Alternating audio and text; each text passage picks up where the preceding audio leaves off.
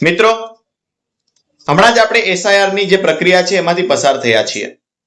ખાસ કરીને આ જે વિડીયો છે મતદાર જાગૃતિ અભિયાન અંતર્ગત ઉતારવામાં આવી રહ્યો છે. એક વાત ખાસ યાદ રાખજો કે આટલી જાગૃતિ પછી પણ જો આપણે મતદાનના દિવસે ઘરે બેસી રહીશું તો તંત્ર પાસે એવા મતદારોના નામ કમી કરવાની સત્તા છે જેવા પ્રક્રિયામાં ભાગ નથી લેતા.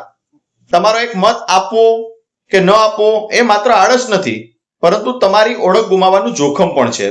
માટે સર બનીને ઘરે રહેવાને બદલે જવાબદાર નાગરિક બનો. ઓજી વિસ્તાર માટેની ખાસ એવી સૂચના છે કે આઉટગ્રોથ વિસ્તારના મતદારો, આજે એક અગત્યની સૂચના છે. તમે ઘણા બધા મતદારો એવા છે કે જે શહેરમાં રહેવા માટે આવી ગયા છે, પરંતુ એમનું મતદાન જે મથક છે એ હજુ પણ ઓજી વિસ્તારમાં છે.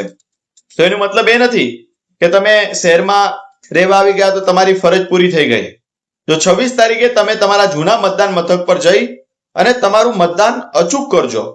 જો આ રીતે આપણે મતદાન નહીં કરીએ તો ભવિષ્યમાં એવું પણ બની શકે કે આપણું મતદાન યાદીમાંથી નામ કમી પણ થઈ જાય.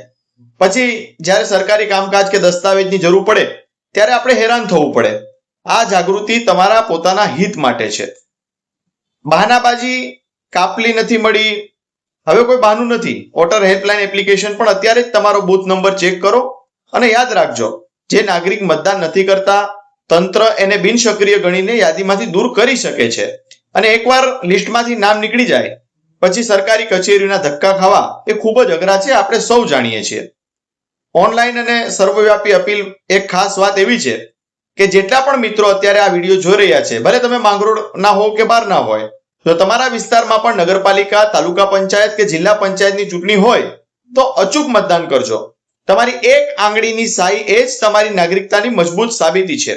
આ વિડીયોને અત્યારે જ તમારા દરેક ગ્રુપમાં અને સ્ટેટસમાં શેર કરો, જેથી દરેક વ્યક્તિ પોતાની ફરજ સમજે અને કોઈનું મતદાર યાદીમાંથી નામ પણ ન નીકળે.